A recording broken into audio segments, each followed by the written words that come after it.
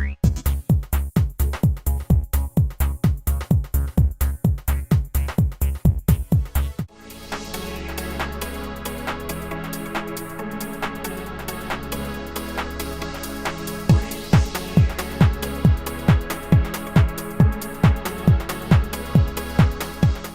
watching Mainland News. Hi, I'm Joy Devine. In this week's news roundup, house fire victims lose everything, wife of prominent local identity dies in accident, obsessive man jailed for strangling partner, routine traffic stop ends in significant seizure of drugs, rainbow all ago with plenty of snow and people, Light Nelson set to illuminate the masses, Nelson Giants coach moving on. A fire earlier this week completely destroyed a rental home in Richmond, leaving a young family with only the clothes they had on and no household insurance. The fire in Wild Avenue took only 5 minutes to fully engage the house. Neighbours quickly came to the aid of the occupants, offering comfort and clothing. Chrissy Small went to the scene where 4 fire crews were in attendance from Nelson, Stoke and Richmond. Stoke fireman Mark Jansen was one of the first on the scene, sprinting to the fire that he'd spotted from upstairs in a nearby building, and quickly set about helping to direct traffic away to make room for appliances. He said that from the first puff of dark smoke he witnessed, he knew that they were seeing a serious building fire. He believed that the fire took no longer than 5 minutes to fully engage the house. He emphasised the importance of people ensuring that their smoke alarms were fully functional. Fortunately, no injuries occurred, but the young family are believed to have lost everything they own in this house fire. Richmond Station Officer Craig Clayworth says the fire was found to be caused by a wooden screen that had stood too close to a fireplace, causing it to dry out over time and eventually ignite. The flames had spread from the screen to a wood basket and an armchair before engulfing the room. Meanwhile, well-known local identity Sir Patrick Goodman was involved in a car crash last Sunday afternoon, which has left his wife dead, leaving him injured and admitted into an Australian hospital. Lady Hilary Goodman, aged 72 years, died when the car her husband Sir Pat, 86 years old, was driving, crashed around 130 kilometres southwest of Sydney in the Southern Highlands. According to a New South Wales police spokesperson, a Mercedes-Benz crashed into a parked car on Barima Road at Mossvale around 2:45 p.m, causing the Mercedes to flip onto its roof. It's understood that Lady Goodman was in the front passenger seat and died at the scene. Sir Pat suffered minor injuries and was initially taken to Burrell Hospital and was then transferred through to Sydney Hospital. Crash investigators have asked for witnesses of this fatal accident. Mainland's Chrissy Small spoke with Mr. Gary Watson, who is a friend of the Goodman couple. Yeah, very, very sad. We've been friends with the Goodmans for probably nearly 25 years, and I rang a few people around the Nelson region. He's got a lot of friends here, as you could no doubt know, and all of them were so cut up that they couldn't come in and talk to us today about it, and there will be more come out about this, but yeah, very, very sad situation. Lovely, lovely couple. They've done so much for this region and for New Zealand. Very, very sad situation, and if you try and put yourself in poor old Pat's position, this is beyond what you could, I think, imagine in your worst nightmare. And our condolences here from all the team here at Mainland to the Goodman family, to Pat and all of the family there. Our sincere condolences at this really difficult time. The family has done so much for this region. It has helped out so many people in our community, so many groups, and is really part of the community. You know, they've had the opportunity to live anywhere in the world that they wanted to, very, very well off, very affluent, and yet Motueka has remained their home. And there is a lot of legacies here, the Goodman Reserves and all the other things that they've done in this community. It's absolutely amazing the things that they've done for local people here.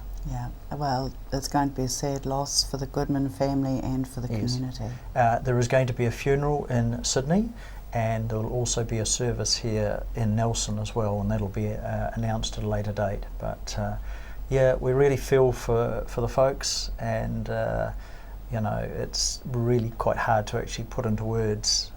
They've, you know, Pat and Hillary have been very good to us, and we've enjoyed their company over the years, and yeah, it's a really sad situation. A man who the court saw as having obsessive qualities turned overbearing and violent has been sentenced to jail for strangling his partner to the point where she lost consciousness. 29-year-old Justin Michael Rossi, an American citizen, was living in Nelson when the assault occurred in May of last year. The violence boiled over after Rossi had accused the victim of sleeping with another man, which she denied. It is reported that some fighting and struggling ensued, which led Rossi to place the victim in a chokehold where she lost consciousness. He fled the scene once she'd regained consciousness. The Nelson District Court gave Rossi a sentencing to 8 months imprisonment. Rossi's defence lawyer suggested that the outcome of Rossi putting his arm around the victim's neck was not serious. However, Judge Barry says it was serious violence, tempered only by the fact that there were no apparent lasting injury to the victim. The Crown said that the event was characterised by jealous rage and that the force placed on the vulnerable victim was significant. According to Judge Barry, Rossi sees his incarceration as discrimination because he's an American citizen. However, Judge Barry stated that anyone in court, regardless of race, creed or colour, should expect to be treated the same. A 34-year-old Takaka man is facing serious Class A drugs charges following a routine traffic stop on Wednesday afternoon. The man was initially stopped for speeding and not wearing a seatbelt. However, when the police officer noticed drugs in the vehicle, he invoked powers to search the car. The search unearthed numerous sealed bags containing crystal methamphetamine with a street value estimated at around $80,000. A significant quantity of cash was also discovered, along with high-grade cannabis. Nelson Bay's Area Commander, Inspector Steve Brearley, says this was the third significant seizure of methamphetamine in recent weeks. He says this has to be one of the largest street stop seizures of methamphetamine he's seen in recent years, and he believes it will put a significant dent in the supply of this socially destructive drug in our community. Steve Brearley says this seizure is an example of the excellent work being done by police across Nelson Bays to keep this community safe. He says we see firsthand the damage drugs such as these do to families, individuals and communities, and he wants to reassure the public that they will remain focused on bringing these individuals involved to account. A heavy rain watch was issued on Friday for Nelson Tasman, prompting the Nelson City Council to ask residents to clear leaves and other rubbish from any stormwater grills near their property. This was to avert any blockages of stormwater grills because rainwater can quickly build up, adding to the risk of flood damage. A warning had initially been issued by the Met Service on Thursday ahead of the expected heavy rain, with advice suggesting rivers and streams could potentially rise rapidly and that slips and surface flooding were possible. As on Friday, heavy rain had set in, Met Service saying it was likely to continue well into Saturday. Artists who have been painstakingly working on their light installations will this weekend see the reward of their efforts when people's faces light up at the sight of their bright creations. Light Nelson is illuminating the trees in Queen's Gardens and surrounds for 3 nights over the weekend, starting on Friday, July 11th through until Sunday, July 13th. Mainland intern Carly Danner interviewed Light Nelson Trust Chair Brian Riley about the event. So we're here in the Queen's Gardens where they're getting ready for the Light Nelson this weekend. So if you could give us a little background on Light Nelson and what its purpose is. Sure. Yeah, Light Nelson is a community event. It's the idea came about when Jean-Paul Pochan, who's one of our trustees, he remembers his childhood in England, in Blackpool, especially the Blackpool Lights, and he's thought when he came to Nelson, a lot of people don't do much in the winter. Nelson tends to hibernate a little bit in the winter, so it'd be really nice to get an event that's going for families, get people outside in the middle of the cold winter nights, and also it's really another way of providing some interest in Nelson to get people into town from out of town in the winter season. So it's sort of that off season. So what it is really an event where we have challenged or asked anybody, they could be artists, they can be anybody in the public, they can present a proposal to us for an installation in Queen's Gardens and Albion Square at the moment. Later we intend to be along the Maitai Walkway and out towards Te Hunanui, eventually ending at the beach hopefully, where we're challenging them to come up with an idea for a light-centred installation. It can be anything. It can be really simple. From last year we had one that was just candles in some paper like huts, I suppose you could call them, that were done by Myanmar refugees, right through to really high-tech things like lasers and obviously projections and things like that. So yeah, it's an exciting event and anyone can be involved. They've just got to put a proposal to us, as I said, as a committee, and if we think it can work, we will then find the people that can make it work for them. Collaboration is one of the real key aspects of this. We want to keep it, I suppose, and keep it simple, but also the collaboration is really important. Not only the artists and the technicians, but we also we're in a partnership with NMIT, with the SUTA and with the Nelson School of Music. Now the NMIT students, as part of their course, it's compulsory now to do an installation for Light Nelson, and it's really important for the people coming to Light Nelson this year to go to NMIT and to see what they've done. There's probably going to be about 40 installations at NMIT. There's 38 installations in Albion Square and in Queen's Gardens, and then there's also one that'll be in the cathedral.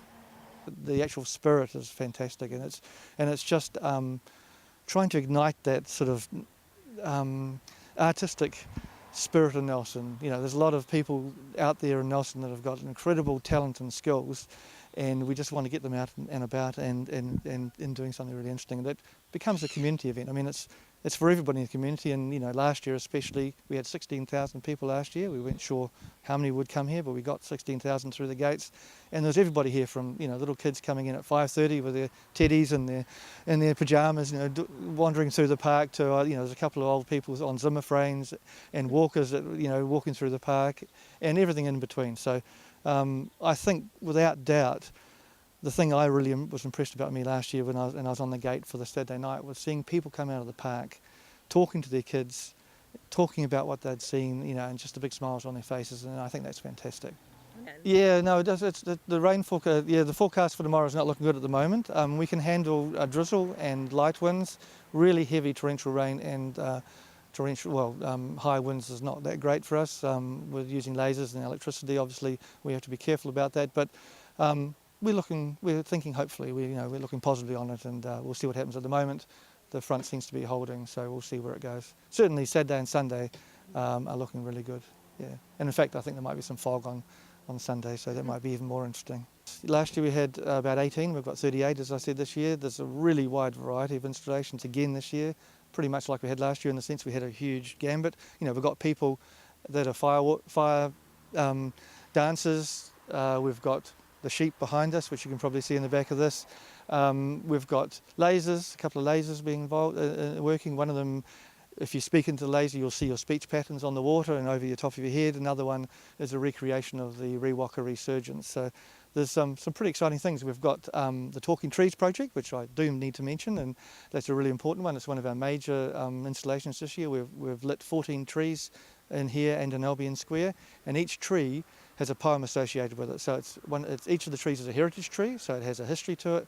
And what's happened is we've challenged the NMIT creative writing students to come up with a poem through their tutor, Cliff Fell, and they've come up with poems for these trees. And so when you walk around the park, and that's the other thing I'd like to encourage people, sorry, I'm thinking of all these things as I talk, to encourage people to download the Story application before they come to the park.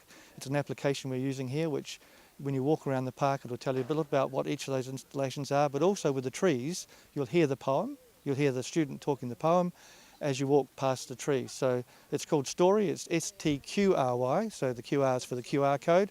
If you just go, you can get it on Android and an iMac, in a Mac, sorry. So it'd be good if you could download that, and it'll be another little extra sort of addition to the park. Hopefully those that came last year are keen enough to come back again. So we rely on the community, it's a community event, and we're doing it for Nelson, and there's a great team working on this. Wonderful. Nelson's Light Festival happening this weekend. Is it something you think is good for the region and something you're excited to come out and see? Yeah, definitely. It gets the community together, so it's cool. I would like to go to that, yes. Yeah. And I think it's good alternative information, entertainment.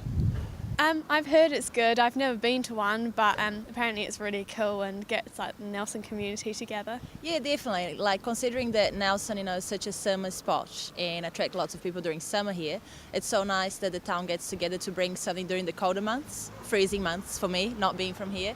So yeah, I'm looking forward to that. I've heard a lot of people going, and I think it's definitely great. We'll bring a lot of people from outside. I think it's awesome. Last time when the steps were lit up, it was just absolutely brilliant. I think it's so clever, it's not funny. Light Nelson is on nightly from 5:30 to 9:30 p.m. at Queen's Gardens and surrounds, on Hardy and Bridge Streets, plus Albion Square and NMIT Arts and Media Building and campus.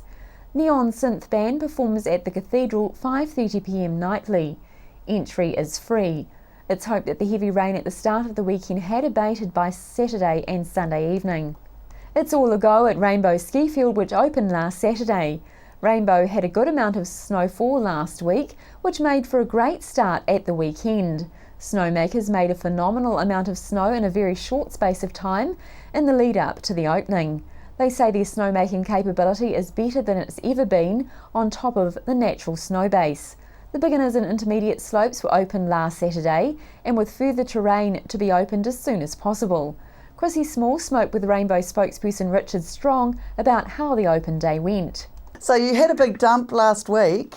Did that must have improved things for you guys? We have the T-bar open to a point, to Tower 4. The base area is all open, but we don't have enough snow above the Tower 4. I see. Right, okay. We're waiting for extra snow to come to open up the entire mountain. Okay, well, the way it feels out there today, I'm sure you're going to get some soon. That answer your question? Yeah, it does. Now, Richard, are you happy with the numbers of people coming up to ski? Yeah, we're stoked. Yeah. We the mountain will, when the mountain and the T-bar runs to the top, we're expecting, the bulk of people will start tuning into it, but given the fact that the T-bar's going to Tower 4, we're very happy. Great. So, so it's looking like it could be a bumper season, do you think? That would be speculation, but we're hoping for a bumper season. Right. And of course, if people get to the bottom car park, there's transport up to the ski field, isn't there? There is indeed, yes.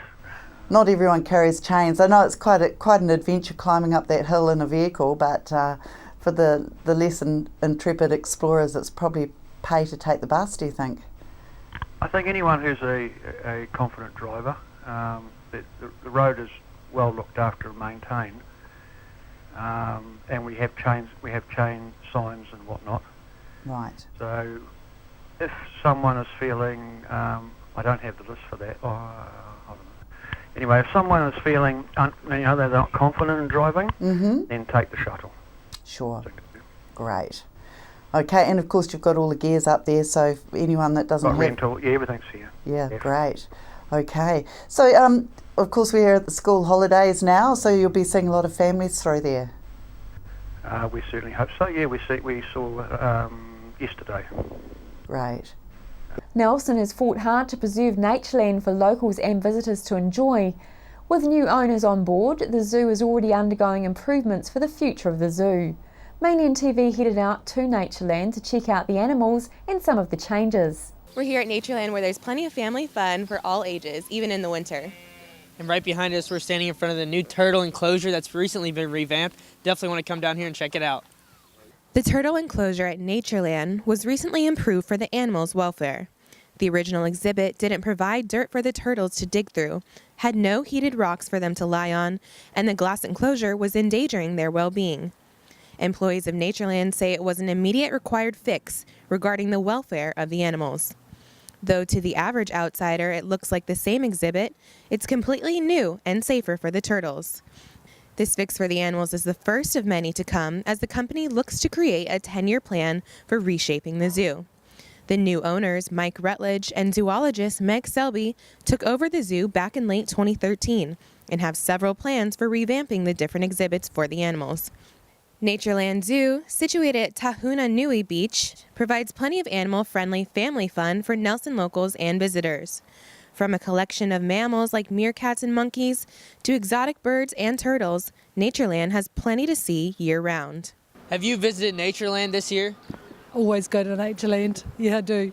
Many times. Oh, well, 20 years ago it was a couple of monkeys. Last year. Yeah. A long time ago.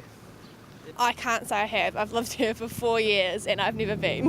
Yeah, Natureland, good place to go. Do you remember what your favourite exhibit was or anything? Probably the monkeys, yeah. I think it's terrific. I like the little logos the school kids have done on the wall outside, you know, they could redo them again. Yeah, it's good. We care for animals and it's a very healing environment too. Yeah, so that should probably be promoted more and brought back to life. If there's an entrepreneur out there with a couple of million, you know, come along and get them involved. After the break, we'll bring you the latest weather update and some events and happenings coming up from around the region. From small cars to trucks to commercial vehicles, we have all the leading brands of tyres, including Bridgestone. Our local professional qualified team serve the entire region 24/7. Tasman Tyre Treads, serving Richmond, Motueka and Golden Bay. Hi, I'm John McMillan at the Nelson Power Tool Centre. We have great prices on all the top quality brands of power tool. Tools and equipment at our showroom 146 Tahunanui Drive in Nelson. The Nelson Power Tool Centre, the specialists that stand behind and service what we sell. Discover the Belgrove Tavern just 20 minutes south of Richmond on State Highway 6. A restaurant, functions, weddings, barbecue, a garden bar with lots of room for kids. Come in, see us. Oh, to be healthy. Lifestyle, diet and exercise, complemented with quality supplements, can provide you the insurance vital for your natural health and well-being. With over 10 years professional experience making some of New Zealand's most trusted nutritional supplement brands, visit the Oh to Be Healthy factory outlet in Wakatu Industrial Estate. Over 200 supplements to choose from, free on-site parking, no middleman. Oh, to be healthy. Caring for you naturally.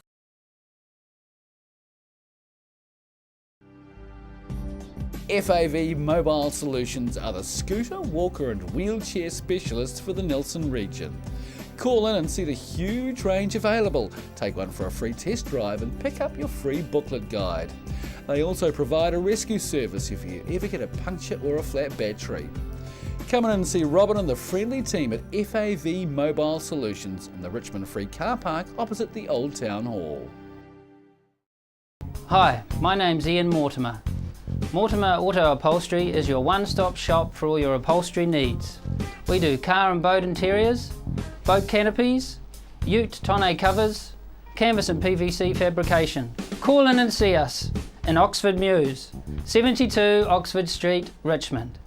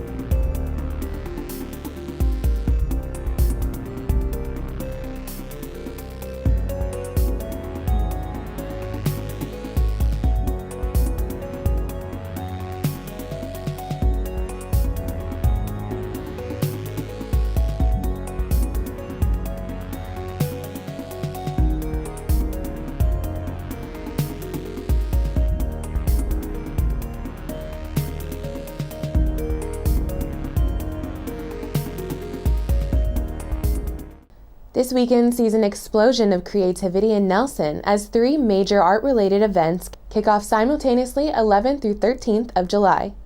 The Nelson Winter Music Festival, Art Expo Nelson, and Light Nelson. With 17 days of concerts and live music, over 1,000 artworks for sale at the expo, and Light Nelson's dramatic light-based installations transforming the Queen's Gardens after dark, there's plenty to entertain, stimulate, and inspire. Nelson Tasman Tourism have been running a national advertising campaign to promote the events and encourage people to visit Nelson in the winter. And on until July 13th, Nelson Provincial Museum has a special display in the museum foyer comprising photographs and images of collection objects related to the involvement of regional men and women who served in World War I. On behalf of the team here at Mainland Television News, thanks for joining us. We'll bring you the latest news and events from around the region again tomorrow.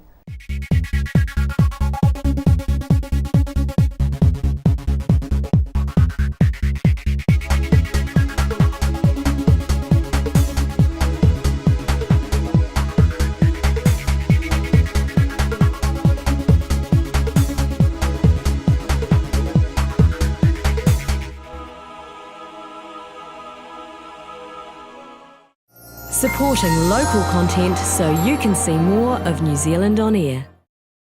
Hi, Gus Bewlins of Gustav's Clothing for Men on Trafalgar Street. I'd like to invite all the people of Nelson, Tasman and international and local visitors to come and check out our brand new refurbished store, which is now chock full of the latest international and New Zealand brands.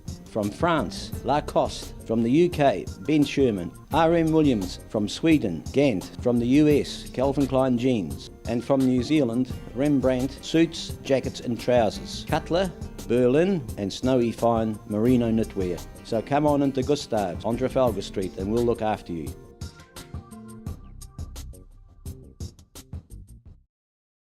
The majority of information in our life comes to us through our vision. With only one set of eyes to last our lifetime, it's important that you look after them. For over 20 years, Carrington Eye Care has led the way in providing the Nelson Tasman region with professional eye care. Our team are committed to providing you and your family with the highest standard of eye care. As part of this commitment at Carrington Eye Care, we recommend Crizal lenses. Crizal is a revolutionary lens which repels dust and fingerprints. This means it's easier to clean and stays cleaner longer. Visit us at our Nelson, Richmond and practices and ask about our Crizal satisfaction guarantee.